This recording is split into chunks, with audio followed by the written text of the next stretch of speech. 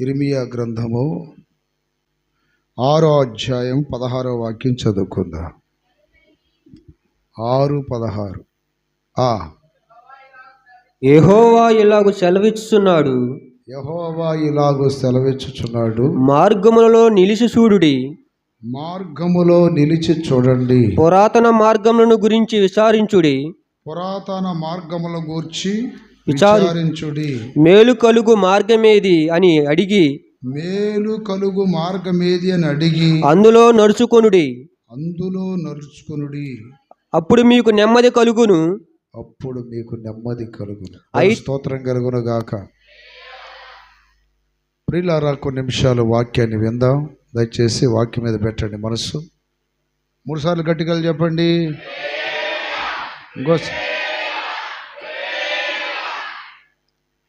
ఈ వాక్యములో దేవుడు మాట్లాడుతున్న విషయం ఏంటంటే, మేలు కలుగు మార్గమేది అని అడిగి అందులో నడుచుకోండి అంటున్నాడు. దేని స్తోత్రం.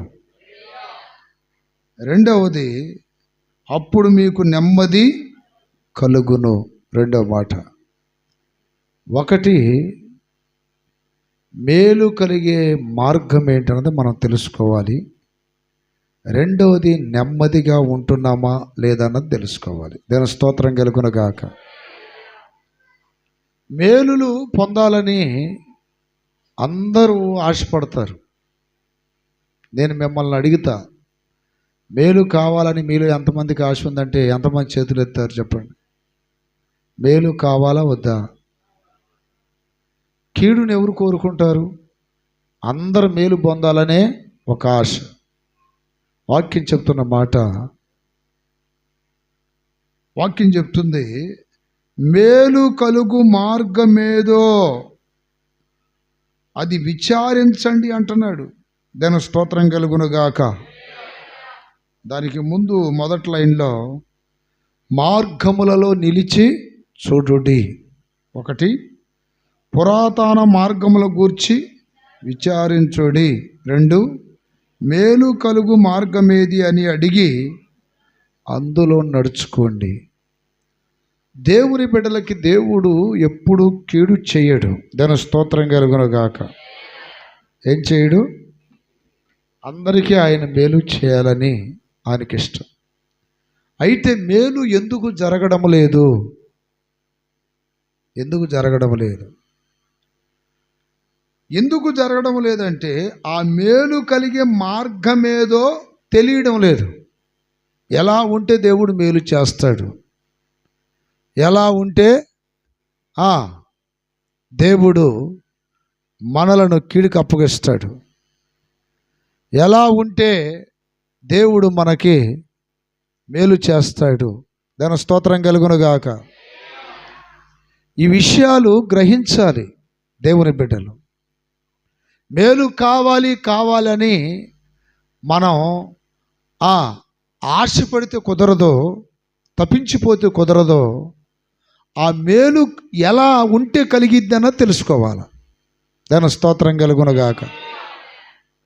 ఇప్పుడు ఒక వ్యక్తి నేను కలెక్టర్ని అయిపోవాలి అంటే కుదిరిద్దా? ఆ కలెక్టర్ అవ్వాలంటే ఏం చేయాలి, ఏ చదువు చదవాలి అనేది తెలుసుకుంటే నా స్థాయికి వెళ్తాడు. ఒక వ్యక్తి నేను పైలట్ అవ్వాలి అనుకుంటే కుదరదు. ఆ పైలట్ అవ్వడానికి ఎంత ఎడ్యుకేషన్ కావాలి, అర్హతలు ఏంటో తెలుసుకోవాలి. దాని స్తోత్ర. అదే రీతిగా మేలు పొందాలంటే ఏమి కావాలి మనకి, అవి తెలియాల. దాని స్తోత్రం కలుగును గాక. అవి తెలిసినప్పుడు దేవుడు మనకేం చేస్తాడు? మేలు చేస్తాడు. మేలైన మార్గములో మనల్ని నడిపిస్తాడు. దాని స్తోత్రం కలుగును గాక. ఇప్పుడు ఏం చేస్తే దేవుడు మనకి మేలు చేస్తాడు అనే విషయాలను మనం తెలుసుకుందాం. మనకి ఏ విషయాల్లో మేలు జరగాలి, ఏ విషయాల్లో మేలు జరగాలి అనేది మనము ఆలోచిస్తే, చదువుకుంటున్నటువంటి ఒక విద్యార్థి చదువులో మేలు జరగాలి అని కోరుకుంటాడు. అలాగే పంటలేస్తున్న రైతు ఆ పంట పొలాలలో ఒక మేలు జరగాలని కోరుకుంటాడు. అలాగే ఒక వ్యాపారం చేస్తున్న వ్యక్తి వ్యాపారంలో మేలు జరగాలని కోరుకుంటాడు. అలాగే ఒక ఉద్యోగం చేస్తున్న వ్యక్తి ఆ ఉద్యోగంలో ప్రమోషన్స్ రావాలి, అక్కడ ఒక మేలు జరగాలని కోరుకుంటాడు. అయితే ఇప్పుడు ఈ మేలు పొందాలని ఆశపడే వాళ్ళందరూ కూడా ఆశపడితే కుదరదు. ఆ ఆశకు తగినట్టుగా ఆ కోరుకున్న దానికి తగినట్టుగా ఏమేమి ఉండాలని దేవుడు ఇష్టపడుతున్నాడు, ఏం చేస్తే మేలు జరుగుతాయి అనే విషయాలనే మనం క్షుణ్ణంగా తెలుసుకుందాం. దాని స్తోత్రం కలుగును గాక. హల్లెలూయా. ఈరోజు మన అంశం ఏంటంటే మేలు కలిగే మార్గం ఏది? చెప్పండి. మేలు కలిగే మార్గం ఏది? చాలామంది దేవుని బిడ్డలు మాకు మేలుకు బదులు కీడే జరుగుతుందయ్యా, అనుకున్న దానికంటే అనుకుంటుంది ఒకటైతే జరుగుతుంది ఇంకొకటి అయ్యా అంటున్నారు. ఇలాంటి వాళ్ళకి వాక్యం అనేది చాలా అవసరమైన విషయం. దాని స్తోత్రం. అందుకని ఒక్కొక్కటిగా మనం చదువుకుందాం. నెంబర్ 1, దేవుడు మనకు మేలు చేయాలి అంటే ప్రియ దేవుని బిడ్డలారా, మన జీవితంలో ఉండాల్సింది ఏంటంటే నిర్గమాకాండం, అందరు తీయండి, నిర్గమాకాండం 1వ అధ్యాయము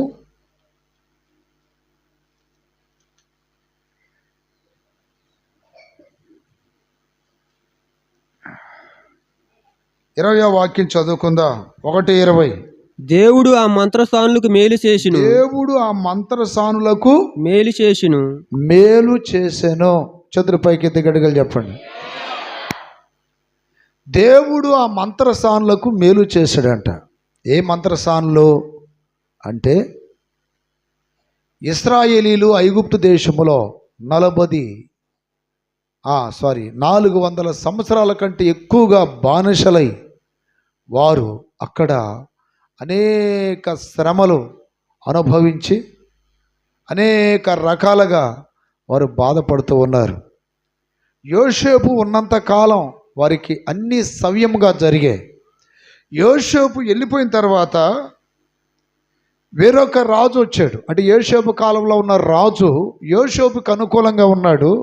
యోసేపు ప్రజలైనటువంటి ఇశ్రాయేలులకు ఏ కీడు చేయలే. ఆయన యోసేపుని ఎరగనటువంటి, అంటే యోసేపుకు తెలియనటువంటి ఒక రాజు వచ్చాడు.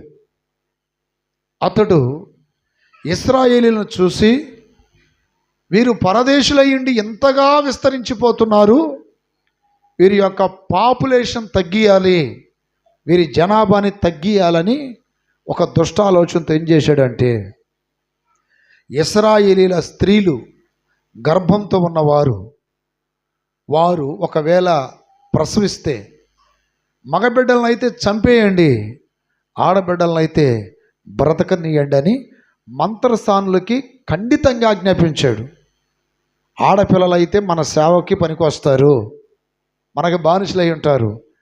అదే మగవాళ్ళని కానీ మనం బ్రతకనిస్తే వారి యొక్క మగవారి పాపులేషన్ పెరిగి ఏదో ఒక్క దినాన శత్రువులు మన దేశం మీదకి యుద్ధానికి వస్తే వారితో వీరు కలిసి మనతో యుద్ధమో చేసి తప్పించుకొని పోతారేమో. అందుకని వీరి యొక్క పురుషుల సంఖ్య తగ్గిపోవాలి, ఇక మీదట ఉన్నవారితో ఉన్నవారు అంతవరకు చాలు అన్నట్టుగా ఈ మంత్రసానులకు ఏమని ఆజ్ఞాపించాడంటే, ఆడబిడ్డ పుడితే బ్రతకనివ్వండి, మగపిల్లలు పుడితే చంపేయండి అని ఆజ్ఞాపించాడు. దాని స్తోత్రం కలుగునుగా.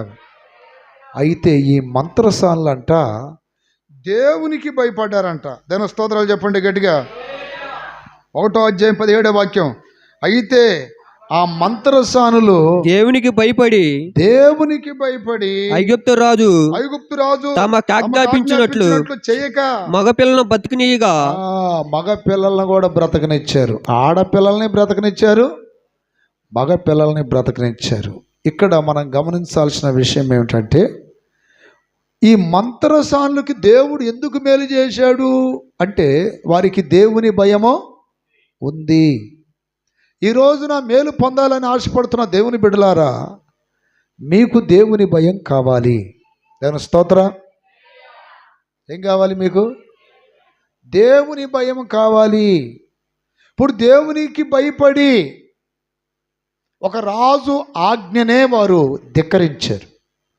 ఈ రోజున దైవ భయం నీలో ఉంటే ఒక సాధారణమైన అధికారులకు కాదు కదా, దేశాన్ని పరిపాలిస్తున్న ప్రధానమంత్రినైనా ఎదిరించగలవు నువ్వు. గట్టిగా చెప్పండి. ఈ రోజున చాలామంది దేవుని బిడ్డలకి మానవ భయం పట్టుకొని ఉంది, అందుకనే మేలు జరగట్ల. ఆదివారం ఎందుకు రాలేదమ్మా? అదిగో మేస్త్రి రావాలి తప్పదన్నాడు, అందుకని వెళ్ళా అంటే ఎవరి భయం ఉంది వీడికి? మానవుని భయం. నేను స్తోత్రం. స్కూల్కి ఆదివారం పూట ప్రార్థనకు రాకుండా స్కూల్కి ఎందుకు వెళ్ళారు, కాలేజీకి ఎందుకు వెళ్ళారు? అమ్మో టీచర్స్ లెక్చరర్స్ ఇట్ట అన్నారు. ఏం చేస్తామన్నారు? రిజిస్టర్లో పేరు తీసేస్తామన్నారు. అది ఇది అనగానే వాళ్ళకు భయపడిపోతున్నారు. అంటే వీళ్ళకి ఏ భయం లేదు? మనిషి భయం ఉంది కానీ దేవుడు భయం లేదు. దాని స్తోత్రం కలుగునగాక. పలానా వెళ్ళకూడని ప్రాంతానికి వెళ్ళావు, ఆ తిరణాలకి ఎందుకు వెళ్ళావు, ఆ సినిమా హాల్కి ఎందుకు వెళ్ళావు, ఆ మందు షాపుల దగ్గరికి ఎందుకు వెళ్ళావు, ఆ ప్యాకాడ దగ్గరికి ఎందుకు వెళ్ళావురా బాబు అంటే, నా స్నేహితుడు అన్న ఒప్పుకోలేదన్నా. ఏమంటున్నాడు? ఒప్పుకోలేదన్న, అందుకే పోయానన్న. అంటే వీడికి మనుషుల భయం ఉంది కానీ దేవుడు భయం లేదు. ఈరోజు నీకు ఎవరి భయం కావాలి? మేలు పొందాలనుకుంటే నీకు దేవుని భయం కావాలి. ఇప్పుడు రాజుగారు ఈ పని చెయ్యి అంటే దేశంలో ఎవరు లోబడకుండా ఉంటారు, కానీ వీళ్ళు లోబడలేదు. వీళ్ళకేముంది? దేవుని భయం ఉంది. ఈరోజు నా ప్రియ దేవుని బిడ్డలారా, దేవునికి విరుద్ధమైనవి చేయమని చెప్పేవారు సామాన్యులైనా, కాస్త గొప్పవారైనా, అధికారంలో ఉన్నవారైనా, వారు ఎవరైనా సరే ఖచ్చితంగా నీవు దేవునికి విరోధమైన పనులు చేయమన్నప్పుడు ఎదిరించే దమ్ము నీకు ఎప్పుడు వస్తుంది? దేవుని భయం ఉన్నప్పుడు. దేవుని స్తోత్రాలు చెప్పండి గట్టిగా. దైవ భయము నీకు లేదంటే ప్రతి ఒక్కరికి సలాం కొడతావిట్ట, నీకు వందనాలు, నీకు వందనాలు, నీకు వందనాలు అని. అసలు నువ్వు ఎవరికి భయపడాలి? ఎవరికి భయపడాలి? యెషయా గ్రంథం తీయండి ఒకసారి. దేవునికి భయపడితే ఆ దేవుడు మనకు మేలు చేస్తాడు. మనుషులకు భయపడితే ఊరొచ్చిద్దంట, ఊరి. యెషయా గ్రంథము 5వ అధ్యాయంలో ఉంటుంది చూడండి. మనం భయపడవలసిన వాడు ఆయనే. 8వ అధ్యాయం 8:13. సైన్యములకు అధిపతికి యెహోవాయే పరిశుద్ధుడును, మీరు భయపడవలసిన వాడు ఆయనే. దాని స్తోత్రం కలుగునగాక. ఎవరికి భయపడాలమ్మా? ఇటు చూసి నాకెళ్ళి చూసి చెప్పండి, ఎవరికి భయపడాలి? కొంతమంది పోలీసు వాళ్ళకి భయపడుతున్నాం. ఎందుకు భయపడుతున్నావు? తప్పు చేస్తే భయపడు. దాని స్తోత్రం. నేను వాళ్ళకి భయపడుతున్నా, వీళ్ళకి భయపడుతున్నా, వీళ్ళకి భయపడుతున్నానంటే నీ గుండెల్లో అందరి భయం ఉంది, కానీ లేనిది ఎవరి భయం? దేవుని భయం లేదు. అందుకని మొట్టమొదటిగా దేవుని భయం నీ గుండెల్లో ఉండాలి. అప్పుడు దేవుడు ఏం చేస్తాడు? చెప్పండి, గట్టిగా చెప్పండి. హల్లెలూయా. నువ్వు చిన్న వ్యాపారం స్టార్ట్ చేస్తే దాన్ని పెద్ద వ్యాపారం చేస్తాడు దేవుడు, దేవుడికి భయపడితే. నువ్వు కొంచెం పొలం వేస్తే దేవుడు దాన్ని విరివిగా పండేటట్టు చేస్తాడు దేవుని భయం ఉంటే. నీ చిన్న ఉద్యోగాన్ని పెద్ద ఉద్యోగం చేస్తాడు. ప్రతి దానిలో మేలు నిన్ను వెంబడిస్తూ ఉంటుంది. ఎప్పుడు? దేవుని భయం ఉన్నప్పుడు. దేవుని స్తోత్రం కలుగునగాక. హల్లెలూయా. ఇక్కడ దేవుని భయముతో ఈ మంత్రసానులు నరహత్య చేయలేదు. దేవుని భయముతో యోసేపు పాపం చేయలేదంట. దాని స్తోత్రం కలుగునగాక. 42వ అధ్యాయం ఆదికాండం 2వ వాక్యంలో రాయబడింది. హల్లెలూయా. 42:2 అక్కడ 42:18. దేవుని స్తోత్రం. మూడవ దినమున మూడో దినమున యోసేపు వారిని చూచి యోసేపు అంటున్నాడు, నేను దేవునికి భయపడవాడును, నేను దేవునికి భయపడేవాడను. హల్లెలూయా చెప్పాలి 3 సార్లు గట్టిగా. హల్లెలూయా. ఎవరికి భయపడేవాడను? దేవునికి భయపడితే దేవుడు ఏం చేస్తాడు? మేలు చేస్తాడు. ఇప్పుడు యోసేపు కూడా అంటున్నాడు, నేను దేవునికి భయపడేవాడను. ఆమేన్. ఇప్పుడు దేవుని భయముతో యోసేపు ఏం చేయలేదు? ఒక అపవిత్రమైన స్త్రీ పాపానికి రెచ్చగొడితే పాపము చేయలేదు. అక్కడ తల్లి లేదు, తండ్రి లేడు, ఎవరు లేరు, ఉంది ఇద్దరే. పాపం చేయమన్నప్పుడు అమ్మో ఆ దేవుడు చూస్తున్నాడు. నన్ను తల్లి చూడకపోవచ్చు, తండ్రి చూడకపోవచ్చు, భక్తులు విశ్వాసులు చూడకపోవచ్చు, నన్ను ఎవరు చూస్తున్నారు? దేవుడు చూస్తున్నాడు. కళ్ళు ఇచ్చిన దేవుడు చూస్తున్నాడు. కళ్ళు ఇచ్చిన దేవుడు చూస్తున్నాడు. ఈ భయము నీకు ఇంట్లో ఉన్నప్పుడు, ఈ భయము పని దగ్గర ఉన్నప్పుడు, ఈ భయము కాలేజీల్లో ఉన్నప్పుడు, ఈ భయము ఒంటరిగా ఉన్నప్పుడు, ఈ భయము పాపపు స్థలాల్లో ఉన్నప్పుడు కూడా నీకు ఉంటే అప్పుడు దేవుడు నీకేం చేస్తాడు? మేలు చేస్తాడు. దేవుని స్తోత్రం కలుగునగాక. చాలామంది దేవుని బిడ్డలు మనుషులు ఉన్నప్పుడు భక్తిగా కనపడి, మనుషులు లేనప్పుడు రహస్య పాపాలు చేస్తారు. ప్రియులారా గమనించండి, మనుషులు పై వేషములు చూస్తే దేవుడు హృదయంతరంగాన్ని చూస్తున్నాడు. ఎంతోమంది యవనస్తులు ఈ రహస్య పాపాలకి బానిసలైపోయి వారి బంగారు భవిష్యత్తును నాశనం చేసుకుంటున్నారు. వారికి ఈరోజు అర్థం కాదు, ఈరోజు గ్రహించలేరు. ఒక దినాన్ని ఏడుస్తారు, అయ్యో మంచి జీవితాన్ని, నా కెరీర్ స్పాయిల్ అయిపోయింది, నా కెరీర్ పాడైపోయింది అని ఒకరోజు ఏడిచే రోజు వస్తుంది. అప్పుడు దీని బిడ్డలారా, దైవ భయము మన గుండెల్లో ఉండాలి. దాని స్తోత్రాలు చెప్పండి గట్టిగా. ఒకటి, దైవ భయం ఉన్నటువంటి మంత్రసానులు నరహత్య చేయలేదు. ఒకటి, దైవ భయం ఉన్నటువంటి యోసేపు పాపము చేయలేదు. అలాగే దైవ భయం ఉన్నటువంటి శద్రకు, మెషకు, అబేద్నెగోలు ఒక బొమ్మను మొక్కమంటే దైవ భయముతో మొక్కలేదు. దాని స్తోత్రం కలుగునుగాక. హల్లెలూయా. దేవుని బిడ్డలారా, మీరు కూడా దేవునికి ఇష్టం లేని విగ్రహారాధన, దేవునికి ఇష్టం లేని ఆచారాలు, దేవునికి ఇష్టం లేని తాయెత్తులు, అంతరాలు, దేవునికి ఇష్టం లేని జ్యోతిష్కములు, సోదెళ్ళు, చెకునులు, ఇట్లాంటి ఏమి దేవుని బిడ్డలు చెప్పించుకోకూడదు. ఒకవేళ వాటికి లోపడుతున్నట్లయితే నీ గుండెల్లో ఏమి లేదు? దేవుని భయం లేదని అర్థం. దాని స్తోత్రం కలుగునుగాక. దైవ భయం ఉన్న మంత్రసానులు నరహత్య చేయలేదు. దైవ భయం ఉన్న యోసేపు పాపము చేయలేదు. దైవ భయం ఉన్న శద్రకు, మెషకు, అబేద్నెగోలు విగ్రహానికి మొక్కలేదు. దేవుని భయం ఉన్నటువంటి అబ్రహాము దేవుడు అడిగిన దాన్ని సమర్పించేసాడు. దేవుని స్తోత్రం కలుగునుగాక. ఆది కాండము 22వ అధ్యాయం 12వ వాక్యం చదవండి. 22:12. అప్పుడు ఆయన ఆ చిన్నవాని మీద చేయి వేయకము, ఆ చిన్నవాని మీద చెయ్యి వేయకము, అతని ఏమి చేయకము, అతన్ని ఏమి చేయకము, నీకు ఒక్కడై ఉన్న నీ కుమారుణ్ణి నాకు ఎనుదియలేదు గనుక నీవు దేవునికి భయపడువాడు అని. చూడండి, నాకివ్వటానికి వెనుదీయలేదు గనుక నీవు దేవునికి భయపడువాడు అని కాదు. ఒక దినాన అబ్రహాం దగ్గరికి దేవుడు వచ్చాడు. లేక వృద్ధాప్యమందు అబ్రహాముకి 100 సంవత్సరాలు, శారాకి 90 సంవత్సరాల వయసులో పుట్టిన ప్రియమైన ఏకైక కుమారుడు ఇస్సాకు. ఆ ఇస్సాకుని మోరియా పర్వతం మీదకి తీసుకెళ్ళి వధించి దహన బలి అర్పించమన్నాడు. ఇక్కడ అబ్రహాముకు దేవుని మాటకి లోబడ్డాడా, లోబడలేదా? దేవుడు చెప్పింది చేశాడా లేదా? తనకు ప్రియమైన కుమారుడిని కూడా ఇవ్వటానికి వెనుకాడలేదు. దేవుడు చెప్పినట్టుగా వెళ్ళాడు. ఆ పర్వతం మీద బలిపీఠం ఒకటి కట్టాడు. బలిపీఠం మీద కట్టెలు పేర్చాడు. ఆ తర్వాత కాళ్ళు చేతులు ఇస్సాకు కట్టి దాని మీద పండేసి కత్తి లేపాడు. ఎట్లా కత్తి లేపినప్పుడు ఆకాశం నుండి ఒక స్వరం వినపడుతుంది. ఏమని? అబ్రహామా, అబ్రహామా, ఆ చిన్నవాణిని ఏమి చెయ్యకు, నేను అడిగినట్టుగా నీ కుమారుని నాకు ఇవ్వటానికి వెనుకాడలేదు. ఇందును బట్టి నీవు దేవునికి భయపడేవాడవని అర్థమైంది. చప్పట్లు కొట్టండి గట్టిగా. హల్లెలూయా.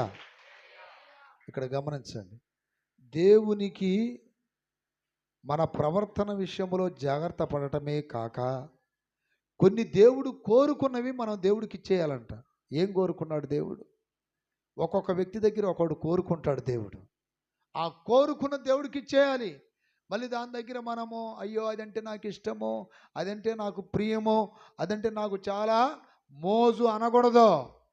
దేవుడు ఏది కోరుకుంటే అది ఇచ్చేవాడే దేవునికి భయపడేవాడు. దాని స్తోత్రాలు చెప్పండి గట్టిగా. అర్థమైందా? దేవుని భయము నీకుంటే దేవుడు ఒకవేళ దేవుడికి నచ్చని క్రియలు నిన్ను వదిలేయమంటే వదిలేయాలి, తప్పదు. దేవుడికి నచ్చని ఉద్యోగాలు వదిలిపెట్టమంటే వదిలేయాలి, తప్పదు. దేవుడికి నచ్చని వ్యాపారాలు విడిచిపెట్టమంటే విడిచిపెట్టాల్సిందే, తప్పదు. దేవుడు వద్దని అన్ని విడిచిపెట్టాలి. ఎందుకని? ఇక్కడ అబ్రహాము దేవుడు కోరుకున్నప్పుడు అన్నిటినీ విడిచిపెట్టేసేసి దేవుని కొరకు బ్రతుకుతానికి చిత్తపడ్డాడు. అంటే దేవుడు వాస్తవానికి ఇస్సాకుని దహన బలి అర్పించమని చెప్పడం కాదు, కానీ పరీక్షించాడు. భక్తులను దేవుడు ఏం చేస్తాడు? పరీక్షిస్తాడు. చేతుల పైకి ఎత్తి గట్టిగా చెప్పండి. ఇచ్చి పరీక్షిస్తాడు, ఇవ్వకుండా పరీక్షిస్తాడు. ఇక్కడ అబ్రహాముకి ఇచ్చి పరీక్షించాడు. కానీ అబ్రహాం, అయ్యా ఇదిగో నువ్వు ఇచ్చిన బిడ్డ నీకే అర్పితం, ఇదిగో నీవు అర్పించినటువంటి బిడ్డ నీకే డెడికేట్ చేస్తున్నాను అని దేవుడికి అర్పించాడు. ఈ రోజున దైవ భయం ఉంటే దేవుడు ఏది కోరుకున్నా ఖచ్చితంగా ఇస్తావు. కుమారుణ్ణే ఇచ్చాడంటే అబ్రహాం ప్రాణం ఇవ్వడం ఒక లెక్క, ఆయనకి ఖచ్చితంగా ఇస్తాడు ప్రాణం. ఈరోజు నా ప్రియమైన బిడ్డలారా, నువ్వు దేవునికి భయపడుతున్నావా లేదన్నదే ఇచ్చే విషయంలో కూడా కాస్త జాగ్రత్తగా ఉండాలి నువ్వు. అర్థమైంది? ఇచ్చే విషయంలో కూడా. ఇప్పుడు బైబిల్లో కయీను ఉన్నాడండి, హేబేలు ఉన్నాడు. కయీను హేబేలు ఇద్దరూ దేవుడికి ఇచ్చారు. ఏమిచ్చారు? కయీనేమో ధాన్యం ఇచ్చాడు, హేబేలేమో పశువుల మందల గొర్రెలను ఇచ్చాడు.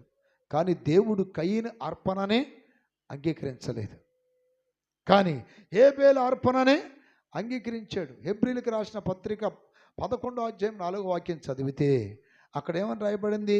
విశ్వాసమును బట్టి దేని స్తోత్ర మైక్లో చదువు. విశ్వాసమును బట్టి ఇస్సాకు జరగబో సంగతుల విషయమై యాకోబును ఏశావును ఆశీర్వదించును. ఎన్నో వచ్చిన చదువుతున్నావు? 11:4. 11:4 చదువు. విశ్వాసమును బట్టి హేబేలు కయీను కంటే శ్రేష్టమైన బలి దేవునికి అర్పించును. చేతుల పైకి ఎత్తి గడిగలు చెప్పండి. దేని బట్టి? విశ్వాసమును బట్టి. నువ్వు వేసే కానుకేసేటప్పుడు విశ్వాసం ఉందా నీకు?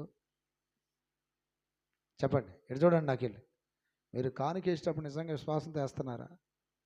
మీరు దేవునికి ఏదైనా గుప్పిలి బియ్యం తెచ్చేటప్పుడు విశ్వాసం తెస్తున్నారా? దేవుడికే అని తెస్తున్నారా? లేకపోతే ఏదైనా మనుషులకు ఇస్తున్నామనే ఉద్దేశంతో తెస్తున్నారా? దేవుని స్తోత్రం. ఇక్కడ విశ్వాసమును బట్టి హేబేలు ఏం చేశాడు? శ్రేష్టమైనది దేవుడికి అర్పించాడంట. అంటే అల్పమైనది కాదు, శ్రేష్టమైనది. నా ప్రియమైన బిడ్డలారా, ఈ రోజున దేవుడు నిన్ను అడుగుతున్నాడు సూటిగా, నీకు మేలు జరగాలంటున్నావు కదా, అయితే శ్రేష్టమైనవి నాకు అర్పిస్తున్నావా అంటున్నాడు. దాని స్తోత్రం కలుగునుగాక. నువ్వు కానుకేసేటప్పుడు, ఏదైనా అర్పణ అర్పించేటప్పుడు, ఏదైనా నిజంగా అది దేవుడికి ఇస్తున్నాను అనే మనసుతో ఇస్తే నువ్వు అల్పమైనవి చేయవు దేవుడికి. అర్థమైందా? అల్పమైనవి చెయ్యవు, నీ స్థాయికి తగ్గట్టుగా దేవుడికి ఇస్తావు. అర్థమైందా? ఇక్కడ ఇద్దరు అర్పణను దేవుడికి ఇస్తే ఒకరిది దేవుడు అంగీకరించాడు, ఇంకొకరిది దేవుడు అంగీకరించలేదు. అమ్మో ఇదిగో ఇది నేను దేవుడికి ఇస్తున్నాను అని అనగలవా? అనగలవా? అది కయ్యను అర్పణ అయిపోతుంది. కయ్యను అర్పణ అయిపోతుంది. పిసనారితనంగా ఏదో ఫార్మాలిటీగా అట్లా. దేవుని స్తోత్రం. ఏదో అందరూ ఎత్తున్నా నేను కూడా అట్ట. దేవుడు దాన్ని అంగీకరించడు. దేవుని స్తోత్రం కలుగును గాక. దాన్ని అంగీకరించడు. ఆది కాండం 4వ అధ్యాయమా 4:4 హేబేలు కూడా ఆ, తన మందలో తొలుసూలుడు పుట్టిన తొలుసూలున పుట్టిన వాటిలో కొవ్విన వాటిని కొని తెచ్చును. చూడండి, ఇక్కడ ఒకటి తొలుసూలు అన్నాడంటే ప్రథమ ఫలం. ఏంటి చెప్పండి? తొలుసూలు అంటే ఏంటి? ముందు పుట్టింది, తర్వాత పుట్టింది కాదు. చేతుల పైకి ఎత్తి గడ్డిగలు చెప్పాలి.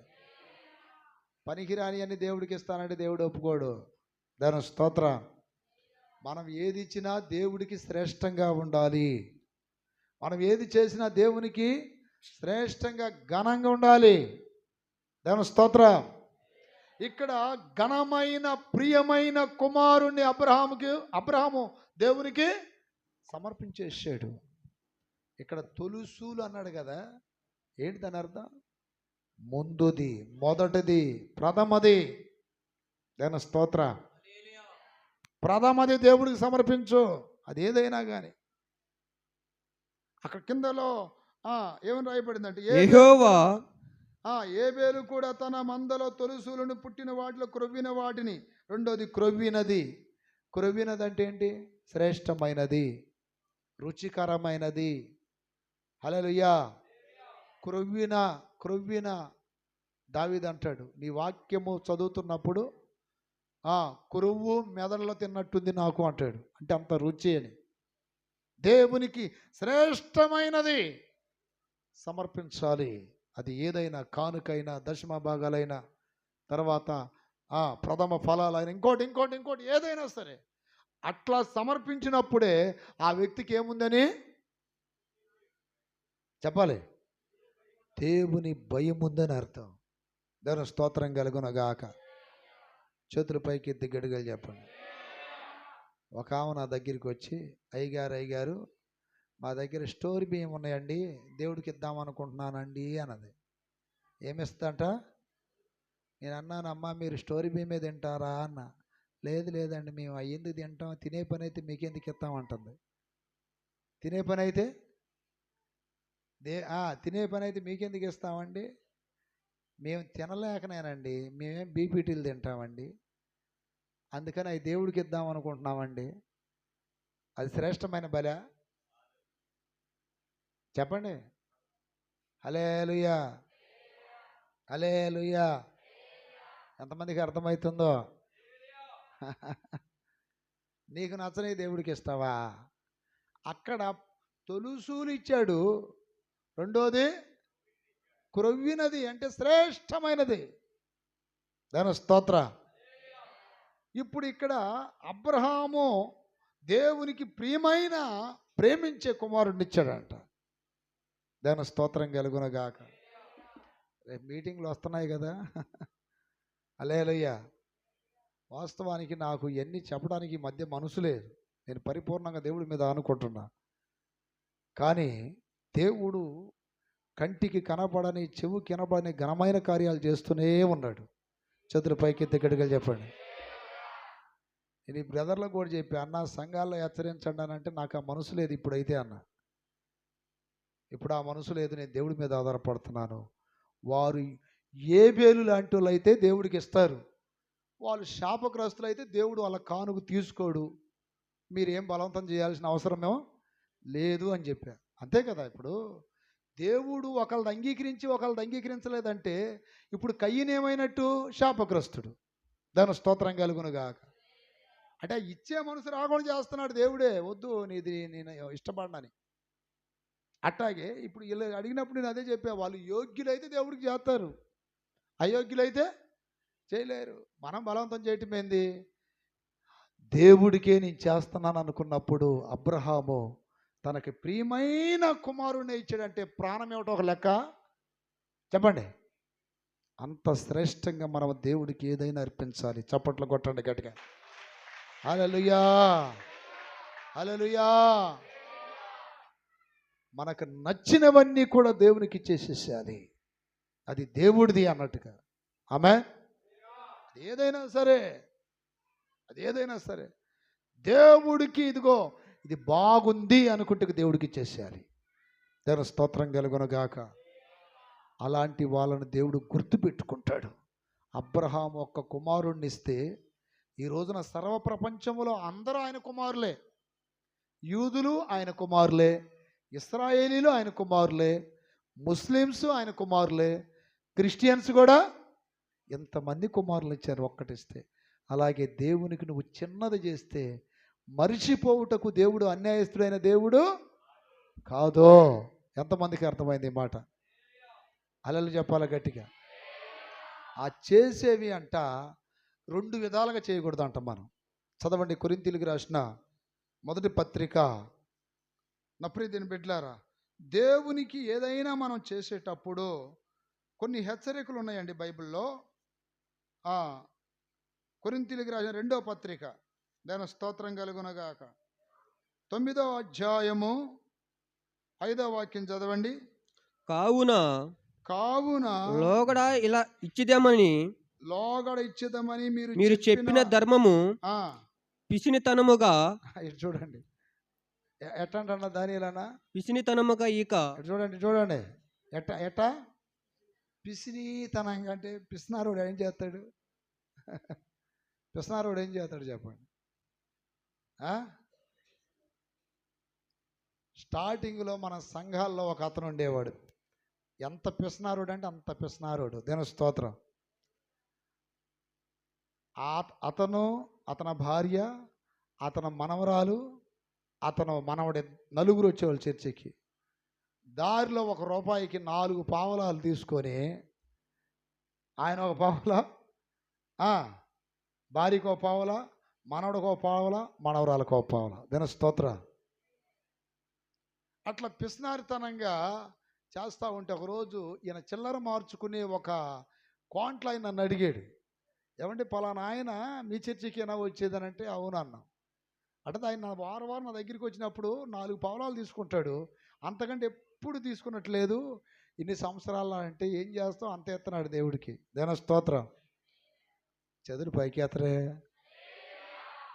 ఇప్పుడు దాన్ని ఏమందాం చెప్పండి? దారాల మందామా, పిసినారితనం మందామా? మాకేం చెప్తుంది అక్కడ? కావున పిసినీతనముగా ఇయ్యక ధారాళముగా ఇవ్వాలని. ఎట్ట ఇయ్యాలంట చెప్పండి? ధారాళముగా ఇవ్వాలని. నేను నా దేవుడికి ఇస్తున్నానయ్యా, ఏమి ఇవ్వగలనయ్యా ఆయనకి? దాని స్తోత్రాలు చెప్పండి గట్టిగా. చెప్పండి. ఏమి ఇవ్వగలను? ఏమి ఇవ్వగలనయ్యా నీ ప్రేమకు యేసయ్యా, నా సర్వమర్పించిన నీ రుణము తీర్చలేనయ్యా. హల్లెలూయా. దేవుడు అంటున్నాడు, పేదలైన మీరు ధన్యులు, పరలోక రాజ్యం మీదే అన్నాడు. ఎందుకు పేదలయ్యారు వాళ్ళు? దేవునికి సమర్పించేసి. ధనవంతులతో అంటున్నాడు, ధనవంతుడు పరలోక రాజ్యం చేరుడు కంటే సూది బెజ్జములో ఒంటె దూరటం సులభము అన్నాడు. గమనించండి, ఇక్కడ సూది బెజ్జములో ఒంటె దూరటం సులభము అన్నాడు. అంటే ధనవంతులు పరలోక రాజ్యానికి వెళ్ళలేరని కాదు అక్కడ అర్థం. వెళ్ళగలరు, కానీ వారికి పిసినితనమైన మైండ్ ఉందనుకోండి, వారు ఈ లోక సంపద మీద ఎక్కువ ప్రేమ, మక్కువ, ఆశను పెట్టుకొని ఆ పరసంబంధమైన వాడబారని మహిమగల స్వాస్థ్యమును ఉందన్న సంగతిని మర్చిపోయి ఈ శిథిలమైపోయే, ఈ దొంగలు దొంగిలించే, ఈ చిమ్మటలు కొట్టే అశాశ్వతమైన ధనం మీద మనసు పెట్టుకొని అది కోల్పోతారు వాళ్ళు. అందుకు చెప్పాడు ఆ మాట. చేతులు పైకెత్తి గట్టిగా చెప్పండి. హల్లెలూయా. ధనవంతులుగా ఉండాలి దేవుని బిడ్డలో, తప్పేమీ కాదు. ధనవంతులుగా ఉండాలి, కానీ ఆ ధనము కూడా దేవుని కొరకు ఉండాలంట. లోకాసువార్త దేవుడు నీ ధనం హెచ్చించినప్పుడు, దాని స్తోత్ర, దేవుడు నీ ధనాన్ని హెచ్చించినప్పుడు 12వ అధ్యాయం చదవండి 21. దేవుని ఎడల, లోకాసువార్త దేవుని ఎడల ధనవంతుడు కాక తన కొరికే సమకూర్చుకున్నవాడు అలాగునే ఇండునని చెప్పిను. అంటే అక్కడ నా ప్రాణమా, అనేక సంవత్సరములకు విస్తారమైన ఆస్తి నీకు సమకూర్చబడినది, సుఖించుము, తినుము, త్రాగుము, సంతోషించమని చెప్పుకుందును కొనేను. అయితే అంటే అట్లా అనుకుంటారంట. అయితే దేవుడు అంటున్నాడు, వెర్రివాడా ఈ రాత్రి పిలిచాడు చెప్పండి. చేతులు పైకెత్తి గడిగలు చెప్పండి. ఏమన్నాడు? వెర్రివాడా. ఇప్పుడు అమెరికాలో లాస్ ఏంజల్స్ అనే ప్రాంతం మొత్తం తగలబడిపోతుంది. అర్థమైందా? మొత్తం నాశనం అయిపోతుంది అగ్నితో. దాన్ని చూసినప్పుడు సొదొమ గొమొర్రా పట్టణాన్ని కూడా దేవుడు ఆ రీతిగా తగలబెట్టి ఉంటాడు. వీళ్ళ మీద కొంతవరకు దేవుడు దయ, కనికరం చూపించినట్టే.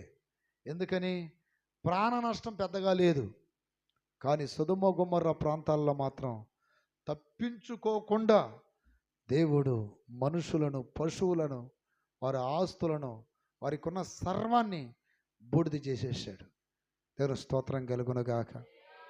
కొంతమంది చెబుతున్న మాట ఏంటంటే, అక్కడ ఏదో అవార్డులు ఫంక్షన్ ఒకటి జరిగిద్దంట అప్పుడప్పుడు సెలబ్రిటీస్కి. ఈ సెలబ్రిటీస్ ఉంటారు కదా, వాళ్ళకి 88వ సెలబ్రిటీస్కి అవార్డులు ఫంక్షన్ అంట. ఆ ఫంక్షన్లో ఒక ఆవిడ మాట్లాడుతూ ఇవన్నీ జరిగాయని, ఆ దేవుడు ఇచ్చాడని, దేవుని ఒకసారన్నా పొగడండి అంటే ఆమె ఏమన్నా తెలుసా? ఇంగ్లీష్లో గాడ్ ఈజ్ జీరో మెన్షన్ అన్నది. గాడ్ జీరో మెన్షన్ అంటే తెలుసా మీకు? దేవుడు నా దృష్టిలో ఒక జీరోతో సమానం, మేమే ఎన్ని సంపాదించుకున్నామన్నట్టు. దాని స్తోత్రం. ఆ మాట అన్న 48 గంటల్లో మొత్తం చూడండి, దేవుణ్ణే జీరో చేస్తే ఇంక ఏం చేస్తాడు దేవుడు? అందుకని అంటే వాళ్ళకు కూడా దైవ భయం లేదని చెప్పాలి. అమెరికాలో రిచెస్ట్, బాగా ఉన్నతమైన ధనవంతులు ఉండే ఏరియా అంటది. దేని స్తోత్రం. అప్పుడే దేని బిడ్డలారా, 45 కిలోమీటర్ల పొడవు మీద కాలుకుంటూ వస్తుంటే ఎన్ని ఫైర్ ఇంజన్లు, ఎన్ని విమానాలు, ఎన్ని తర్వాత హెలికాప్టర్లో ఎన్ని డ్రోన్స్, ఎన్నిటి ద్వారా నీళ్ళు పంపించిన దాన్ని ఆర్పగలరా? అది దేవుని చేతుల ఆయుధం. అది ప్రకృతి దేవుని చేతులేంటి? ఆయుధము. మన ఆయుధాలు కత్తులు, గొడ్డళ్ళు, బాంబులు కావచ్చు. దేవుని చేతుల ఆయుధం ఏంటి? ప్రకృతి, నేచర్. సునామీ ఒక ఆయుధం, అగ్ని గంధకాలతో కాల్చివేయటం ఒక ఆయుధం, భూకంపం ఒక ఆయుధం, తెగుళ్ళు పంపడం ఒక ఆయుధం. ఈ ఆయుధాలు ప్రయోగిస్తే మనిషి ఉంటాడా? అందుకని నా ప్రాణమా తినుము, త్రాగుము, సుఖించుము అన్నది ఎవరంటే అది ఆ బ్యాచే, ఆ లాస్ ఏంజల్స్ వాళ్ళే. భయంకరమైన త్రాగుడు, భయంకరమైన వ్యభిచారం, భయంకరమైనటువంటి ఆ బైబిల్లో ఉంటుంది, పురుషులకు పురుషులు, స్త్రీలకు స్త్రీలు అవాచ్యమైన క్రియలు చేస్తున్నారని. ఈరోజు ఆ ప్రాంతాన్ని చూస్తే బూడిదైపోయిందండి. ఇంకా ఇంకా ఇంకా అది రగులుకుంటూనే వెళ్తుంది. 120, 130 కిలోమీటర్ల వేగముతో గాళ్ళు వీస్తున్నాయి. ఎవరు దాన్ని బంధించగలరు? ఇంట్లో ఫ్యాన్ ఆపుకోగలవు, కానీ గాలిని ఆపగలరా? ఇంట్లో కొలాయి పంపు ఆపగలవు, వర్షాన్ని ఆపగలరా? ఇంట్లో గ్యాస్ దగ్గర మంటను ఆపగలవు. దాని స్తోత్ర. కానీ దేవుడు రగిలిస్తున్న మంటను ఎవడైనా ఆపగలడా? ఇప్పటికైనా ఏం కావాలి చెప్పండి? భయపడాలి. హల్లెలూయా, హల్లెలూయా. అందుకని నా ప్రియమైన బిడ్డలారా, దేవుని భయం ఉన్నవాడు దేవుడి కాడ తీసుకుంటాడు, దేవుడికి ఇస్తూ ఉంటాడు. చెప్పండి, తీసుకుంటుంటాడు, ఇస్తూ ఉంటుంటాడు. దేవుడి దగ్గర ఎంత తీసుకుంటాడు? 90 తీసుకుంటాడు. దేవుడికి ఎంత ఇస్తాడు? 10 రూపాయలు ఇస్తాడు. ఆమేన్. 90% దేవుని దగ్గర తీసుకుంటాడు, 10% దేవుడికి ఇస్తాడు. అందుకని దేవుని భయం నాకుంది అనుకున్న వాళ్ళు దేవునికి హేబేలు వలె శ్రేష్టమైనవి దేవుడికి సమర్పించాలి. దేవుని స్తోత్రం కలుగునుగాక, స్తోత్రం కలుగునుగాక. మేలు జరగాలంటే నెంబర్ 1 ఏముండాలి? దేవుని భయం ఉండాలి. నెంబర్ 2 ఏముండాలి చెప్తాను. చేతుల పైకెత్తి గట్టిగా చెప్పండి. హల్లెలూయా, హల్లెలూయా. బైబిల్ గ్రంథములో రెండవది కీర్తన గ్రంథం 84వ కీర్తన 11వ వాక్యం కూడా చదవండి త్వరగా. 84వ కీర్తన 11వ వాక్యం. దేవుడైన యెహోవా, దేవుడైన యెహోవా సూర్యుడును కేడెమునై ఉన్నాడు. సూర్యుడును కేడెమునై ఉన్నాడు. యెహోవా కృపయు, యెహోవా కృపయు, ఘనతయు అనుగ్రహించును. ఘనతయు అనుగ్రహించును. యథార్థంగా ప్రవర్తించు వారికి ఆయన, యథార్థముగా ప్రవర్తించు వారికి ఆయన ఏ మేలును చేయక మానడు. ఏ మేలు చెయ్యక మానడు. చప్పట్లు కొట్టి గట్టిగా చెప్పండి. ఆమేన్. యథార్థంగా ప్రవర్తించే వాళ్ళకి రెండవది దేవుడు ఏం చేస్తాడు? మేలు చేస్తాడు. దాని స్తోత్రం కలుగునుగాక. అన్ని విషయాలు యథార్థంగా ఉండాలి దేవుని బిడ్డలు. యథార్థవంతుల గుడారాన్ని దేవుడు వర్ధిల్లింపజేస్తాడు. యథార్థవంతులకు ఆయన తోడుగా ఉంటాడు. యథార్థవంతులను బలపరచుటకై ఆయన కనుదృష్టి లోకమంతా సంచారం చేస్తుందంట. ఈ రోజున దేవుడు ఏం కోరుకుంటున్నాడు నీలో? వేషధారణ లేక యథార్థత? యథార్థంగా నేను ప్రార్థన చేస్తానండి, యథార్థంగా సన్నిధికి వస్తానండి, యథార్థంగా అన్ని విషయాల్లో నమ్మకంగా ఉంటున్నానని చెప్పగలవా నువ్వు? యథార్థంగా ఉంటే దేవునికి ఏం చేస్తాడు? యథార్థంగా ఉండరు చాలామంది. దాని స్తోత్రం కలుగునుగాక. ప్రతి దానిలో యథార్థంగా ఉండాలి నువ్వు. హిజ్కియాకి మరణకరమైన రోగం వచ్చినప్పుడు హిజ్కియా ఏమన్నాడు? నీ ఎదుట ఎలాగు నేను యథార్థంగా ప్రవర్తించి తినో నీకు తెలుసయ్యా అంటాడు. యథార్థంగా ఉంటానని నీకు తెలుసు కదా ప్రభా. ఈరోజు నా ప్రియమైన బిడ్డలారా, యథార్థవంతులను బలపరచడానికి ఆయన ఆత్మ లోకమంతా సంచారం చేస్తుందంట. యథార్థవంతులకు ఆయన ఏం చేస్తున్నాడు? మేలు చేస్తున్నాడు. చేతులు పైకెత్తి గట్టిగా చెప్పండి. యథార్థ మార్గములో నన్ను నడిపించయ్యా, యథార్థమైన జీవితం నాకు దయచేయి ప్రభా, యథార్థమైన బుద్ధి కావాలి నాకు. యథార్థత లేకపోతే మన కీడును అనుభవిస్తామండి. చాలామంది మాకు ఎందుకు మేలు జరగట్లేదు అయ్యగారు అంటే, యథార్థతలో ఎక్కడైనా లోపం ఉందేమో అడుగు, దేవుని చెప్తాడు. యథార్థత విషయంలో ఎక్కడైనా తేడా ఉందేమో దేవుని అడుగు, చెప్తాడు. యథార్థత ఉంటేనే దేవుడు నిన్ను అన్ని విధాలుగా ఆశీర్వదిస్తాడు. చెబుతున్న వాక్యాన్ని మన గుండెల్లో భద్రపరచుకోవాలి. చెబుతున్న వాక్యాన్ని మన హృదయంలో స్థిరపరచుకోవాలి. వాక్యపు వెలుగులో నడవాలి. వాక్యానుసారంగా జీవించాలి. దేవుని స్తోత్ర. యథార్థవంతులకు రెండోది ఆయన మేలు చేస్తాడు. మూడోది నెహెమ్యా గ్రంథం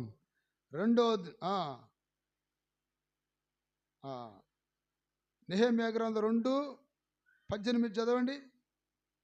2:18 నెహెమ్యా గ్రంథం. ఇదియుగాక నాకు సహాయం చేయు దేవుని కరుణ హస్తము గురించి రాజు నాకు సెలవిచ్చిన మాటలన్నీ నేను వారితో చెప్పి తిని, అందుకు వారు మనము కట్టుటకు పూనుకుందుము రాండని చెప్పి మంచి కార్యము చేయుటికై బలము తెచ్చుకొనిరి. చేతుల పైకెత్తి గడుగలు చెప్పండి. హల్లెలూయా. అపోస్తుల కార్యం 10:33 చదవండి. 10:33 తన స్తోత్రం కలుగును గాక. 10:33 వెంటనే నిన్ను పిలిపించి తిని, నీవు వచ్చినది మంచిది, ప్రభువు నీకు ఆజ్ఞాపించినవన్నీ వినుటకై ఇప్పుడు మేమందరము దేవుని ఎదుట ఇక్కడ కూడి ఉన్నామని చెప్పిను. చేతుల పైకెత్తి గడుగలు చెప్పండి. దేవుడు మేలైన మార్గములో మనల్ని నడిపిస్తున్నప్పుడు అన్నీ మంచి జరిగింది. దాని స్తోత్రం. అన్నీ మంచి జరుగుతాయి, అన్నీ మంచి జరుగుతాయి. అప్పుడే దీన్ని పెట్టారు. అక్కడ మంత్రసానులు దేవుని ఎదుట భయం కలిగి ఉండటం వలన దేవుడు మేలు చేశాడు. రెండవది, యథార్థంగా ఉంటే దేవుడు మేలు చేశాడు. మూడవది, రోమాపత్రిక నా ప్రియమైన బిడ్డలారా 8:26 చదవండి. 8:26. దేవుని స్తోత్రం కలుగును గాక. అటువలే ఆత్మయు 8:28 దేవుని ప్రేమించు వారికి అనగా ఆయన సంకల్పము చొప్పున పిలువబడిన వారికి మేలు కలుగుటకై సమస్తమును. ఇక్కడ చూడండి, ఆయన ప్రేమించే వారికి మూడోది మేలు జరిగేది. దేవుని స్తోత్రం కలుగును గాక. ఏమని రాయబడింది అక్కడ? దేవుణ్ణి ప్రేమించు వారికి మేలు కలుగుటకై సమస్తమును సమకూడి. చేతుల పైకెత్తి గట్టిగా చెప్పాలి.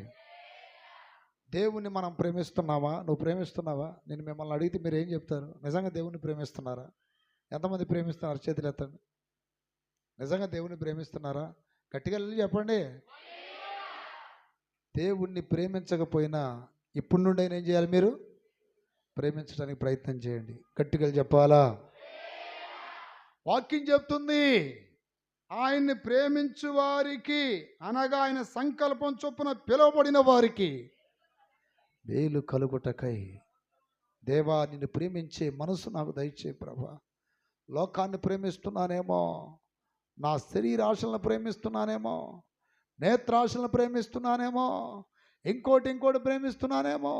నేను ప్రేమించాల్సింది నిన్ను కదా. నిన్ను ప్రేమిస్తే నాకు అన్ని మేలు కొరకే సమస్తము సమకూడి జరిగించే దేవుడు అయ్యా. మేలుకు బదులు నేను కీడనిపిస్తున్నానంటే నేను ఒకవేళ నిన్ను ప్రేమించలేకపోతున్నానేమో. దేవుని ప్రేమించినప్పుడు మన జీవితంలో ఏం జరుగుతాయి చెప్పండి? నిజంగా దేవుని మనం ప్రేమిస్తే మనము ఎలా ఉంటామంటే, యోహాను సువార్త 14వ అధ్యాయం, దేవుని స్తోత్రం కలుగును గాక, 23లో రాయబడింది. మనం ఆయన్ని ప్రేమిస్తే దానికి ఒక యేసు ఒకడు నన్ను ప్రేమించిన ఎడల ఒకడు నన్ను ప్రేమించిన ఎడల వాడు నా మాట గైకొనును. అప్పుడు పైకెత్తి గడిగలు చెప్పండి. ఒకడు నన్ను ప్రేమిస్తే వాడు నా మాట గైకొంటాడు. గుర్తుపెట్టుకోండి. దేవుని మనం ప్రేమిస్తే దేవుడు చెప్పే వాక్యములో ఉన్నవన్నీ మనం ఖచ్చితంగా పాటిస్తాం. అమ్మ, వాక్యంలో ఎలా ఉందమ్మా? అయ్యా, వాక్యంలో ఎలా ఉందయ్యా అంటే, వాక్యంలో అలానే ఉంటుందిలే, దేవుడు అట్లా రాయించాడు, ఏం చేద్దాం? దేవుని స్తోత్రం. అంటే ఇట్లా ప్రశ్నలు వేసే వాళ్ళందరూ ఎవరు? దేవుణ్ణి ప్రేమిస్తున్నట్ట, ప్రేమించనట్ట? ప్రేమించేవాడు దేవుని మాటకు అబ్రహాంలో పడినట్లు పడిపోతాడు. దాని స్తోత్ర. ఒకడు నన్ను ప్రేమించిన ఎడల వాడు నా మాట గైకొనును. ప్రేమించకపోతే 24, నన్ను ప్రేమింపని వాడు గైకొనడు. అసలు నా మాట వినడు వాడు. హల్లెలూయా. ఒక వ్యక్తి నన్ను ప్రేమిస్తుంటే నా మాటలు వింటాడు. అది ఎంత కష్టమైనా. పేతురుని వలయమన్నాడు, ఒక మాట చెప్పాడుగా. వలయమన్నప్పుడు, అయ్యా చేపలు పడవయ్యా, అయినా నీ మాట చొప్పున వల వేస్తా అంటాడు. లోక 5:5లో నీ మాట చొప్పున 5:6 అట్టుకుంది. నీ మాట చొప్పున అంటే మాటకు లోపడ్డాడు. దేవుణ్ణి ప్రేమించేవాడు దేవుని మాటకు లోపడతాడు. దేవుని స్తోత్రం. దేవుని మాట అనకుండా నేను దేవుని ప్రేమిస్తున్నాను అంటే అట్ట అది నిజమా అబద్ధమా? మీకు అర్థమవుతుందా? దేవుని మాట విననవాడు దేవుణ్ణి ప్రేమిస్తున్నాడు అనడానికి రుజువేంటి? ఇవన్నీ సరి చేసుకోండి. దేవుడు మీకు మేలు చేస్తాడు. ఆమేన్, ఆమేన్. ఒకడు నన్ను ప్రేమించిన ఎడల వాడు నా మాట వింటాడు. నన్ను ప్రేమించకపోతే వాడు నా మాట వినడు. హల్లెలూయా. అమ్మా, ఇలా ఎందుకు చేశావు? అన్యులు నిన్ను ప్రశ్నిస్తారు. మాకు దేవుడు చెప్పాడమ్మా ఇవి ఉండకూడదని. అందుకు దేవుడు చెప్పాడా? దేవుడు అటు చెప్పాడు? పాస్టర్ గారు చెప్పాడండి వాక్యంలో నుండి. పాస్టర్ గారు చెప్పాడా? అటది దేవుడి మాటలు కాదు, వాళ్ళ మాటలు. ఎమ్మటే డిస్కరేజ్ అయిపోతాయి. దేవుడి మాటలు కాదా? సాతానుడు అవ్వని దేవుని ఆజ్ఞ మీరినట్లుగా ఎట్టా సర్పంలో దూరి మోసం చేశాడో, ఈరోజు నీకు దగ్గరున్న వాళ్ళ ద్వారా నువ్వు బోల్తా పడతావు. మీ పక్కనే ఉన్న స్నేహితుల ద్వారా మీరు బోల్తా పడతారు. చక్కగా ఉన్న మీ భక్తి జీవితం, చక్కగా సాగిపోతున్న మీ ఆత్మీయ జీవితం, చక్కగా వెళ్తున్న మీ పవిత్రమైన జీవితం, చక్కగా వెళ్తున్నటువంటి మీ పరిశుద్ధమైన జీవితానికి ఎవడో ఒకడు చిచ్చు పెడతాడో, అవ్వాదాములకు పెట్టినట్టుగా. అలాంటి వ్యక్తులను మీరు గమనిస్తుండాలి. వీరి వల్ల నా ప్రార్థన పోయింది, వీరి వలన నా భక్తి పోయింది, వీరి వలన నా విశ్వాసం పోయింది, వీరి వలన నా ఆత్మీయత చెడిపోయింది. అయ్యో, నేను ఎందుకు ఈ వ్యక్తి మాట విన్నాను, నేను ఎందుకు ఈ వ్యక్తిలా మాటకు లోబడి ఇలా చేశానని పశ్చాత్తాపడి బాదుకునే రోజులు వస్తాయి. నీ పని దగ్గర అలాంటి వాళ్ళు ఉండొచ్చు, కాలేజీలో ఉండొచ్చు, నువ్వు ఉన్న ఇంటి దగ్గర కూడా ఉండొచ్చు ఇలాంటి వాళ్ళు. ఎవరు వీళ్ళందరూ? సాతానుడు దూరిన సర్పం లాంటి వాళ్ళు. సాతానుడు సర్పంలోకి దూరి అవ్వని ఆదామును మోసం చేశాడు. ఈరోజు నిన్ను కూడా మోసం చేయడానికి ఇలాంటి మాటలు ప్రయోగిస్తాడు. జాగ్రత్త. చేతుల పైకెత్తి గడిగలు చెప్పండి. ఈ చివరి దినాల్లో చాలా జాగ్రత్త కలిగి ఉండాలి. ప్రతి మాట నమ్మకూడదు. ప్రతిది వాక్యంలో ఉందా లేదా చూసుకోవాలి. ఆమేన్. ప్రతి మాట వాక్యంలో ఉందా లేదని చూసుకోవాలి. ఇప్పుడు వాక్యంలోది నీకు అర్థం కావాలంటే వాక్యం చదవాలి నువ్వు. దేవుని స్తోత్రం కలుగునగా. అందుకని గ్రహించండి, అర్థం చేసుకోండి. అప్పుడే దీన్ని బట్టి దేవుని మాట వింటేనే మనము దేవుణ్ణి ప్రేమించినట్టు. హల్లెలూయా, హల్లెలూయా, హల్లెలూయా. ఇప్పుడు దేవుని మాట వినటం అంటే ఏంది? దేవుడు వచ్చి నీ ముందు నిలబడి, అమ్మా శారమ్మ అజ్జయ్యి, అయ్యా అబ్రహాం గారు ఇజ్జయ్యి అంటాడా? అటంటాడా? వాళ్ళకి ప్రతినిధులుగా ఎవరిని పెట్టాడు? మత్తయి సువార్త చదవండి. నేను స్తోత్రం కలుగునుగాక. మత్తయి సువార్తలో హల్లెలూయా, మీ మాట వినివాడనే మాటలేదా? లోకాసు వార్త. దేవుని స్తోత్రం కలుగును. లోకాసు వార్త 10వ అధ్యాయము 16వ వాక్యం చదవండి. ఇక్కడ అంటున్నాడు ఏమని? మీ మాట వినువాడు నా మాట వినును, నా మాట వినును. మిమ్మును. ఇక్కడ ఎవరి గురించి అంటున్నాడు? ఎవరి గురించి అన్నాడు ఈ మాట? దేవుడు ఏర్పరచుకున్న సేవకుల గురించి చెప్తున్నాడు. దేవుని మాట విన్నట్టు మనకి ఎలా తెలిసిద్దయ్యా అంటే, ముందు సేవకుల మాట వినాలి. సంఘాల్లో చాలామంది సహోదరులు కానీ సహోదరులు కానీ దైవ సేవకుల మాటకి లోబడట్లేదని కొన్ని సందర్భాల్లో అర్థమవుతుంది. దేవుని స్తోత్రం. చెబుతాం, 100 చెబుతాం, దేవుడు చెప్పిన ఆ విషయాలు వినరు. తర్వాత ఇట్లా తలకాయ పట్టుకుంటారు. అయ్యో మా కుటుంబంలో ఇలా జరిగిందండి, మా పని దగ్గర ఇలా జరిగిందండి. అంటే నువ్వు మాట వింటున్నావా? దేవుని ప్రేమిస్తే దేవుని మాటను, దేవుని మాట వింటున్నట్టు నీకు ఎలా తెలిసింది అంటే, దైవ సేవకుడు దేవుని ప్రేరేపణతో చెప్పే మాటకు నువ్వేం కావాలి? లోబడాలి. చేతుల పైకెత్తి గట్టిగా చెప్పండి. కొంతమంది వాళ్ళు చెప్పి మేము వినాలనుకుంటున్నారు. ఇప్పుడు దైవ సేవకులు వినాలంటే వాళ్ళు చెప్పేయి అర్థమైందా? మా ఆటలు సాగితే ఓకే, ఇక మన ఆటలు సాగట్లేదు అనుకుంటే జంపు. దాని స్తోత్ర అలా చెప్పాలి గట్టిగా. నీ ఆటలు నీ మాటలుగా పనికిరావు. ఇక్కడ నువ్వు ఎవరు మాట వినాలి? సేవకుల మాట వినాలి. దేవుడు తనకి ప్రతినిధులుగా పెట్టుకున్నాడు. అది ఇప్పుడు సీఎం ఉన్నాడు, ఎంపీలు ఎమ్మెల్యేలు ఎట్టుంటారు, దేవుడు కూడా ఆయనకి ప్రతినిధులుగా సేవకులను పెట్టుకున్నాడు. కాబట్టి మీ మాట వినేవాడు నా మాట వింటే నన్ను ప్రేమిస్తున్నట్టు లెక్క. నన్ను ప్రేమించే వారిని నేను మేలైన మార్గంలో నడిపిస్తాను. చేతుల పైకెత్తి గట్టిగా చెప్పండి. హల్లెలూయా, దైవ సేవకుడు నిన్ను పాపం చేయమని చెప్తాడా? దైవ సేవకుడు నిన్ను సినిమా హాల్కి వెళ్ళమని చెప్తాడా? దైవ సేవకుడు తప్పుడు పనులు చేయమని చెప్తాడా? దైవ సేవకుడు ఏం చెప్తాడు? కాస్త తగ్గించుకొని ఉండు, జాగ్రత్త అంటాడు. కాస్త దేవుని మాట వినయ్యా, లోబడి అంటాడు. నువ్వు గర్వపు సింహాసనాలు ఎక్కితే అది సాతాను స్వభావం, అది కరెక్ట్ కాదు. దాని స్తోత్ర, హల్లెలూయా. అందుకని దేవుని సేవకుల మాట విశ్వాసులు వినాలని దేవుడు ఆజ్ఞాపించాడు. మీకు బైబిల్ వాక్యం తెలిస్తే ఇవి అర్థమవుతాయి, లేదనుకోండి మీకు ఇంకా అర్థం కాదు. దేవుని స్తోత్రం కలుగును గాక. నీ మాట వినువాడు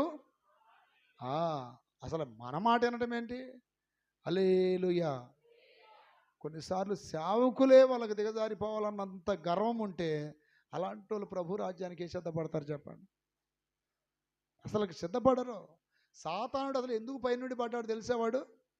వాడు అంత గర్వించాడు, నేను దేవుడి స్థానంలో ఉండాలి, నేను లేకపోతే దేవుడు ఎక్కడున్నాడు అని. అంత గర్వం వచ్చేసింది. స్టార్టింగ్ వస్తే స్టార్టింగే లేపేసేవాడు సాతానుడిని. స్టార్టింగ్లో రాలా, వాడికి ఎప్పుడు వచ్చింది? మధ్యలో వచ్చింది.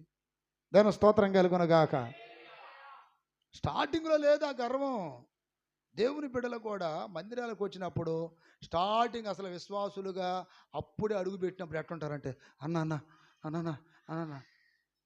కాస్త ప్రార్థన చేసి కాస్త కోస్త దేవుడు దీవించిన తర్వాత ఎట్టా ఏ స్థాయికి పోయినా తగ్గిండు. దాని స్తోత్రం కలుగును గాక. దేవుడు ఎప్పుడు సేవకుల పక్షాన్ని నిలబడతాడు. మీకు ఆ మర్మం తెలియాలి. ఎవరి పక్షాన ఉంటాడు?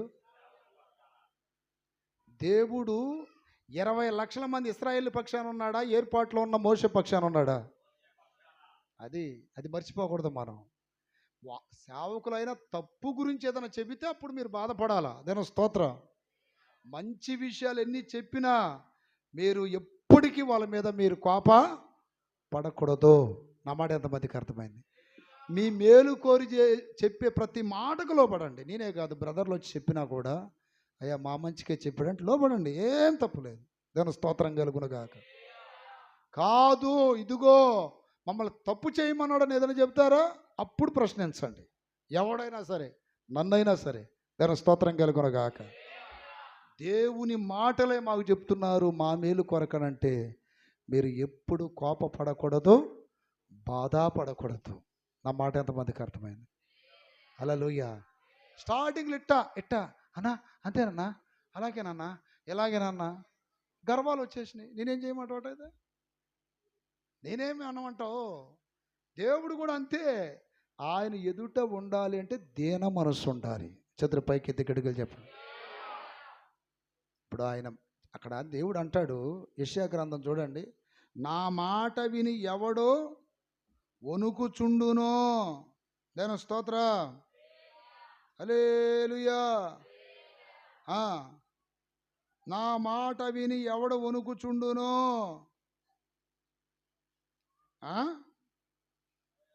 66:2 ఎవడు దీనుడై నలిగిన హృదయము గలవాడై నా మాట విని వణుకుచుండునో వానిని నేను దృష్టి ఉంచుచున్నాను. చేతుల పైకి ఎత్తి గట్టిగా చెప్పండి.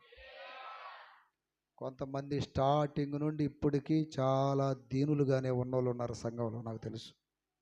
వాళ్ళు తెలుసు, ఈ గర్విష్ఠులు తెలుసు. దాని స్తోత్రం కలుగును గాక. స్టార్టింగ్లో ఏ కృతజ్ఞత అయ్యా అట్టున్నారు, ఇప్పటికీ అట్నే ఉన్నారు. వారిని దేవుడు అన్ని విధాలుగా మేలు చేస్తూ నడిపిస్తూనే ఉన్నాడు. కాస్త అదే అంటారు చూడండి, ఇందాక చెప్పా, ఇచ్చి పరీక్షిస్తాడు, తీసేసి పరీక్షిస్తాడు. ఎన్ని ఉన్నా మనం ఆయన ఎదుట ఉండాలి? దీనులమై, అయ్యా మేము ఎంత ప్రభా, మాలో ఏముందయ్యా? దావీదు అంటాడు, ఎంతటి వాడన ప్రభా, నాలో ఏముందయ్యా? అబ్రహాం అంటాడు, నేను బూడిదనయ్యా, దుమ్మునయ్యా. తగ్గింపేది గర్వపశమిట్ట. దేవుని స్తోత్ర.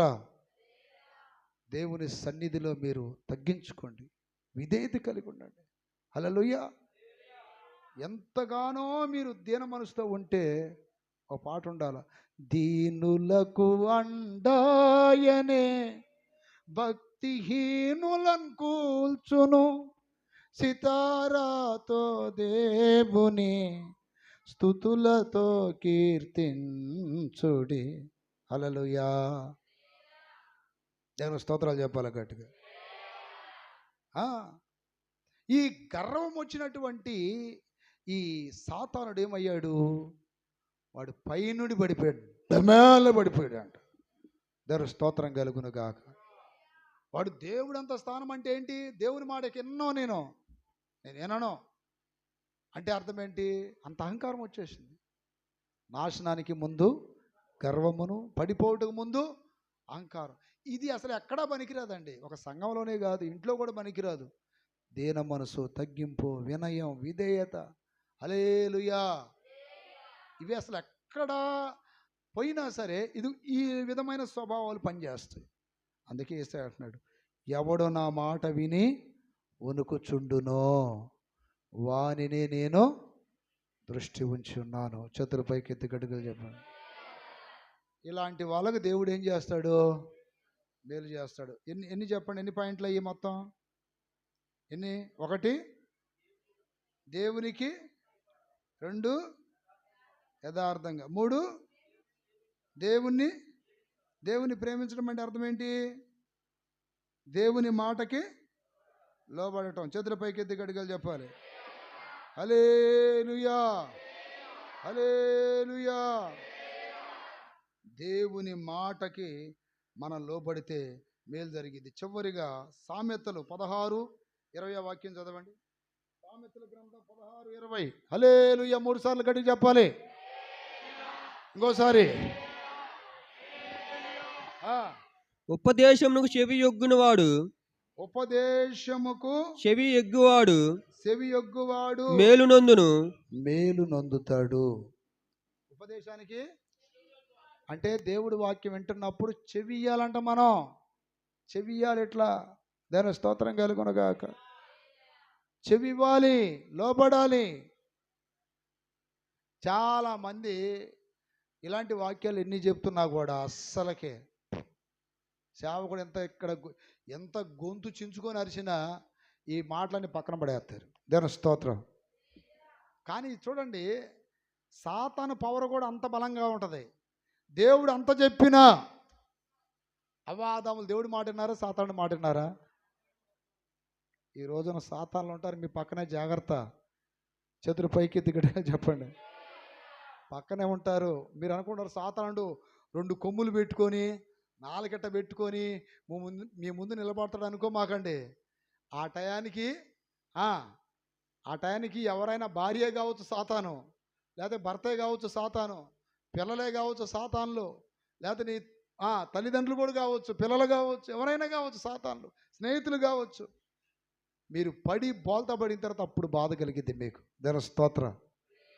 అందుకని వాక్యం చెప్తుంది, నా ప్రియమైన బిడ్డలారా, దేవుని మాటకి లోబడి ఆ మాట ప్రకారం మనం జీవించినప్పుడు బండ మీద కట్టబడిన బుద్ధిమంతుని పోలి ఉంటాము. ఆ ఉపదేశానికి లోబడాలంట. మన ఉపదేశానికి దేవుడు మాట్లాడుతున్న ప్రతి ఉపదేశం చక్కగా రాసుకుంటున్నారు కొంతమంది. ఆ రాసుకుని ధ్యానించండి, మళ్ళీ చదవండి. ఆటోమేటిక్గా తన్నుకుంటూ వచ్చేస్తాయి మేలు మీ మీదకి. దేవుని స్తోత్రం కలుగునుగాక. తన్నుకుంటూ వచ్చేస్తాయి దీవెనలు మీ మీదకి. హల్లెలూయా. యెషయా గ్రంథం 3వ అధ్యాయం 10వ వాక్యం త్వరగా. 3:10. 3:10.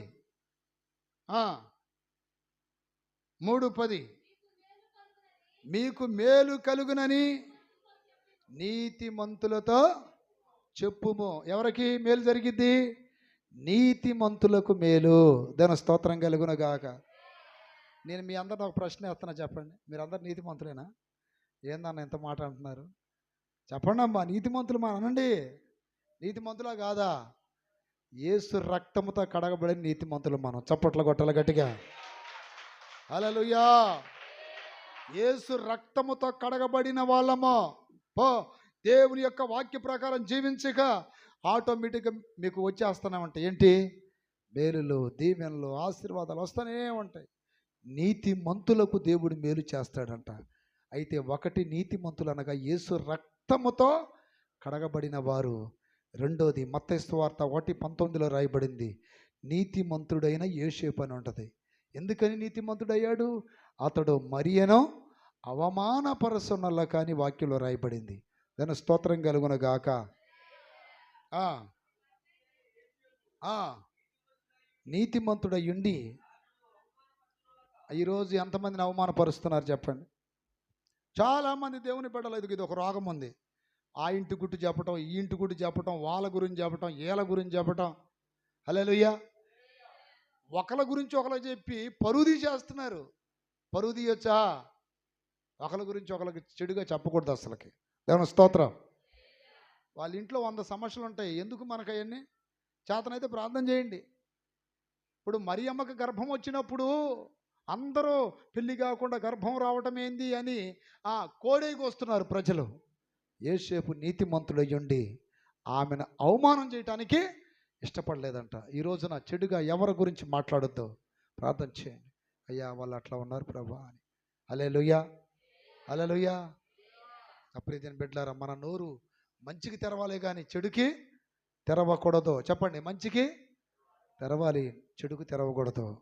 ఈ నీతి కలిగిన మాటలు నువ్వు నేర్చుకుంటే నువ్వు వెళ్ళిపోయే మార్గంలో నువ్వు చక్కగా వెళ్ళిపో.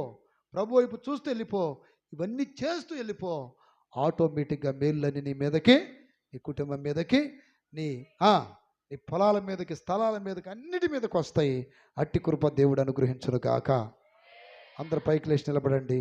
స్తోత్రం, స్తోత్రం, స్తోత్రం. హల్లెలూయా, హల్లెలూయా, హల్లెలూయా.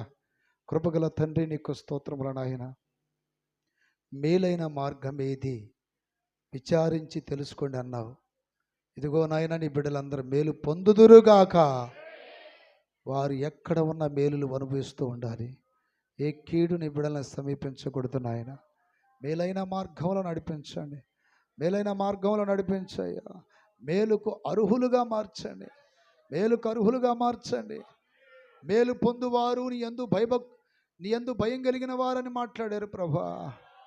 అయ్యా, మేలు పొందువారు అయ్యా యథార్థంగా ఉండేవారని మాట్లాడారు. మేలు పొందువారు నిన్ను ప్రేమించేవారని మాట్లాడారు ప్రభా. మేలు పొందువారు ఉపదేశమునకు లోబడువారని, మేలు పొందువారు నీతిమంతులని మాట్లాడారు నాయన. ఈ బిడ్డలందరినీ నీతిమంతులుగా మార్చు, ఉపదేశమునకు చెవు యొగ్గవారుగా మార్చు. బిడ్డలందరినీ నిన్ను ప్రేమించేవారిగా మార్చండి నాయన. మేలైన మార్గములోని బిడ్డలు అయ్యా నడవాలి ప్రభా. ఏ కీడు సమీపించకూడదు. ప్రార్థన వచ్చే, ప్రార్థన వచ్చే. నీలో ఉన్న దైవ భయమే నీకు మేలుని తీసుకొచ్చి పెడుతుంది. ప్రార్థన చేయండి. అయ్యా, మంత్రసానులకున్న దైవ భయం మాకుండును గాక. మంత్రసానులకున్న దైవ భయం మాకుండును గాక. అయ్యా, అయ్యా, అదిగో అదిగో నాయనా, ఎందు భయభక్తులు కలిగిన వారికి జరగలి ప్రభా. ఆ మంత్రసానునికి భయపడి రాజు ఆజ్ఞను కూడా ధిక్కరించారు ప్రభా. అందరి గుండెల దైవ భయముడును గాక, అందరి హృదయాల దైవ భయముడును గాక, అందరి ఇళ్లలో దైవ భయముడును గాక, అన్ని ప్రాంతాల్లో దైవ భయముడును గాక. అయ్యా నీకు స్తోత్రములు నాయన. అందరు యథార్థవంతులుగా మార్చబడుదురు గాక, అందరు ఉపదేశములకు చెవి ఎగ్గుదురుగాక, అందరు నీతిమంతులుగా ఉందురుగాక. స్తోత్రం, స్తోత్రం, స్తోత్రం చెల్లిద్దాం. స్తోత్రం, స్తోత్రం, స్తోత్రం, స్తోత్రం.